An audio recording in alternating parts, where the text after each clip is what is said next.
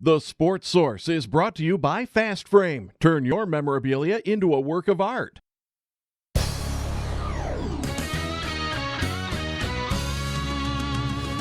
You are watching East Tennessee's first and only year-round sports talk show on television.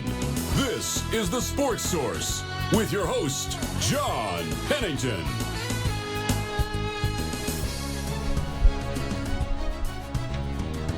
Good Sunday morning and welcome into the Sports Source. Happy to have you with us. We're going to be talking Vol football, tons of that. Vol basketball, got a couple of experts here to talk about that. We're going to take a look ahead at the back half of Tennessee's schedule, project their record at the season's end, and we're going to have some numbers. We got whiteboards, we got graphics and charts, you name it. We got everything coming up today. First segment of our show brought to you by Phil Cauble, Fine Homes and Land. The top producer and leader in the Knoxville real estate residential market since 1980. Today, Phil will be hosting an open house at this fantastic home. Look at that, Concord Hills in Farragut. Open house today from 2 to 4. And Phil promises mountain views and a cornucopia of colors from the pool deck.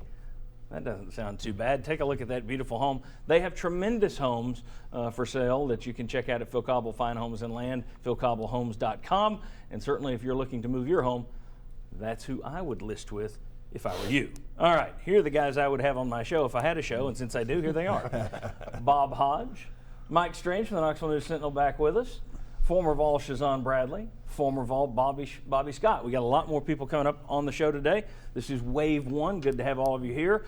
Wanted to start simply by, let's take a look at the first half of Tennessee's season here, how they've done. All right, Bowling Green, 59-30, you win that one. Bowling Green is now 5-2. Their only losses to Tennessee and Memphis. Oklahoma has only one loss. They crushed Kansas State yesterday. I think it was 55-0. Western Carolina, it's an FCS team, but now they're 4-2. Florida 6-1. Arkansas 2-4, and they beat you.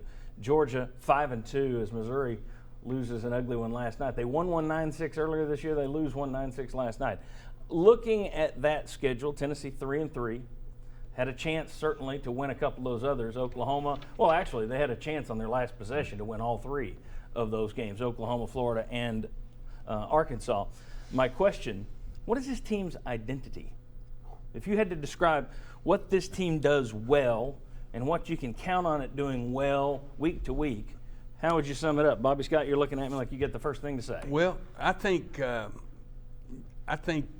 way the offense plays, if Dobbs is running a true read and running the ball, opening up the middle to let Hurd and Kamara have some running room, I think, as far as their offensive identity, it sits firmly on Dobbs' shoulders. Well, I'll take that a step further. I think Josh Dobbs is Tennessee's identity. You look at how he's played. When he's played well, they've been competitive, or they've won, as they did against Georgia. When he hadn't played well, they've lost. So I think you can take it right now and just boil it down to, before you get into splitting up the different parts of the team, I think their identity is Josh Dobbs. I think that's a good way of putting it. I think their identity is they refuse to lose, and they definitely will not quit. These guys are true fighters. Yeah. And when the coaches got their head up on their shoulders, and they lead these young men in the right direction, and they balance out the offense with the run and the throw. Also, the defense, when they're beginning to get balanced, it's a good team, guys. Even though we have a bunch of injuries also, and we got a young team. But when everybody's hitting on the same cylinder, we're strong. I think they have shown they can play against anybody, and I think we've hit on two things. One, identity is Dobbs, and how Dobbs goes, Tennessee goes. And you look at the one game when he wasn't used in the run game, and that was Arkansas. And I still go back to the fact that was the one game he had a knee brace on. I just can't imagine the coaching staff would say, wow, you ran for 150 against Florida. Let's just put him on the shelf this week. Now, next week against Georgia, we'll open it up again. Maybe they did, and I don't think they're ever going to admit that there was an injury there. But that was the one game to me where they looked like they just didn't try as much to run him. Also, I think Shazon's right. In 3 years now, this team's been on the verge of, okay, well, now they're going to lay down. And they never have. In any of his 3 seasons, they always have that. South Carolina the first 2 years, Georgia last week, So I think not quitting. Mike, have you got something to add there? Well, two things real quick. One, offensively, when you say identity, I almost right up there with Dobbs. I think of Jalen Hurd just running hard behind an improved offensive line, getting some tough yards. The other thing is when I think of defense, I think you just kind of cross your fingers and hope they can bend without breaking. Which I think that's kind of a surprise coming into this season. I don't think people would have been thinking that way. I think everybody thought their defense would take a big step forward. Well, and the defense was probably the better part of your team last year, so I think most people expected it to carry over, which leads us to look at the Vols' injuries so far. Chasen Croom hasn't played yet. His knee injury, still got that knee from last year that's flared up. Rashawn Golden was going to be your starting nickelback, gone before the season started. Marcus Jackson was going to start on the offensive line, gone before the season started. Kurt Magid lost probably for the season against Oklahoma. Kyle Phillips, who'd really been stepping in there for Magid, now he's banged up, and you wonder where he's going to be. They're using him at defensive end, defensive tackle. Austin Sanders lost before the season. He's a backup guard, but you see now they've been using a lot of backups on that line. He might have played. And finally, Shy Tuttle was coming into his own, and now you take him out of the mix. So Tuttle, Phillips, Magid, Golden. Is that an excuse? I hate to use that word, or is that a reality for the defense? Does that explain in part why the defense hasn't been as good this year? Yes, and if you don't want to, if you want to sit there and say you're making an excuse, then you really don't understand sports that well. Guys are starters for a reason. It's because they're better than the next guy. Yes, you try to coach them up. Yes, you try to be as deep as you can every place, but guys start for a reason. Usually because they're better. Kurt Magid, in my opinion, his absence affects 3 or 4 other guys on that team. It certainly affects, I think, Derek Barnett.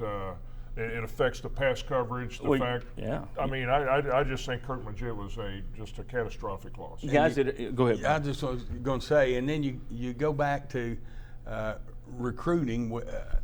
You've got to have guys that are ready to step in and take over for these guys. And I don't think we're quite to that point yet. Another couple of years, hopefully you have a couple of top 5 recruiting years, and then you're at the point everybody says that some of the problem, the coaches have made mistakes in strategizing or whatever. If you've got enough good players, they'll overcome that. Shazan, the loss of Kurt Magid. I think Mike's right. Your defensive line has gone from 21 sacks a year ago to 4 this year, maybe 5. Huge loss. And without the pass rush, that obviously exposes your secondary more. The loss of Kurt Magid, in your opinion? Well, back home in McKinney, where I come from, we kind of run this, when we play football, baseball, whatever we ran, we kind of ran it like it was kind of like the peanut game. Everybody was a leader. The king of the hill, everybody was a leader. Around here, everybody's looking for someone to lead them. If you're playing in the SEC, you're playing in the NFL, and you need a leader, you shouldn't be there. They drop the hat, it's on. So without Kurt, you're not giving him any leeway without Magid. There we go. All right. And there are a lot of people at home saying, "Yeah." That list you showed didn't have Pig Howard's name on it, but That's right. I think Pig Howard is a loss. He was a guy that could make tough catches, and I don't see a lot of other guys in that receiving corps making tough catches. That's a great catch, Mike. And one of the things about being a leader, leaders are very rarely guys who aren't very talented and don't play a whole lot. So when you lose a guy, I'm going to disagree with you a little bit, Shazan. I think when you lose a guy like Kurt Magid, would anybody have said if Al Wilson had gone down about a decade and a half ago, well, it doesn't matter, the next guy up. I think when you lose a guy of that kind of talent and that kind of leadership, I think it does have a ripple effect. Now, the next guy does have to step up and try, but you don't. It's not the same thing. You're not coming from the same place. All right, guys. Every man has a job, and you must do your job. All right. Tennessee 4th in scoring offense this year. It's funny, everybody going into the season was worried about Mike DeBoard. You're scoring at a pretty good clip. Next to last in scoring defense, and that is your concern. But we'll see. We'll project forward over the last 6 games. We'll talk about all that. When we come back, we said before the season started, as Bobby kind of alluded to this, that Tennessee has depth issues that if you get some injuries, if you don't get breaks on the injury front, and they haven't, then you're going to expose youth that's there as depth. We'll take a look at those numbers. These numbers will be debated all week. Come on back and see them first here on the Sports Source.